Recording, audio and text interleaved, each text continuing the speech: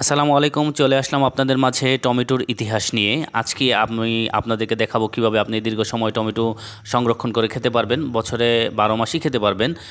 এবং এটা খুব ইজিলি আপনি করতে পারবেন। এই জন্য আমি টমেটো নিয়েছি, এখন কেটে দিব। আমি এভাবে ফালি করে নেব, কারণ যেহেতু সংরক্ষণ কথাটা বলেছি, এখানে আমাকে একটা ট্রিটমেন্ট করতে হবে। এই জন্য আমি এটাকে হিট ট্রিটমেন্ট করার জন্য এভাবে ফালি করে নিলাম।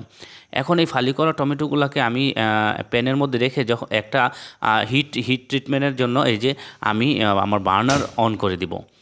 এভাবে আমি বার্নারটা অন করার পর টমেটো ফালিগুলোকে ভালোভাবে রেখে এটা ঢাকনা লাগিয়ে দিব। ঢাকনা লাগানোর পর এভাবে প্রায় 10 মিনিট পর্যন্ত আমি এটাকে হিট করব। তারপর আমি চুলাকে বন্ধ করে দিব। এখন আমি আমার এই বার্নারটাকে অফ করে দিব। এখন অফ করার পর আমি এই ঢাকনাটাকে আবার খুলে দেখব যে টমেটোতে এখন কি অবস্থায় আছে। দেখব যে আসলে টমেটোর গা কিন্তু একটু ছেড়ে দিবে।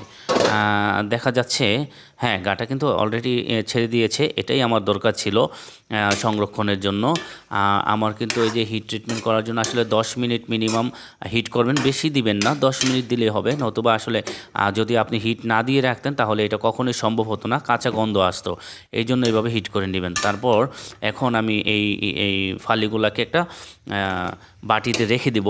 এই যে রাখবো, দেখা যাচ্ছে যে আমি রাখছি একটা বাটিতে রেখে এটাকে আমি ঠান্ডা করে নিব। বাটিটা ফিল করা হচ্ছে। এখন ফিল করা শেষ হলে আমি এটাকে ভালো করে ঠান্ডা করে নেব আগে। মোটামুটি আমার ফিলিং পর্যায়ে শেষ। এখন আমি এটা ঠান্ডা করে ঢাকনা লাগিয়ে দিব। ঢাকনা লাগানোর পর আমি এটাকে পরবর্তী ধাপে নিয়ে যাব সংরক্ষণের জন্য। এই জন্য নিম্ন তাপমাত্রায় আমি আমার ডিপ ফ্রিজে রেখে দিব। এই যে আমি অলরেডি ফ্রিজে রেখে দিয়েছি। এখন আমি বছরের পর বছর এটা ভালো করে খেতে পারবো। চাইলে আপনিও এটা করতে পারেন এবং ভালোভাবে সংরক্ষণ করতে পারেন এবং দীর্ঘ সময় রেখেও খেতে পারবেন। ধন্যবাদ।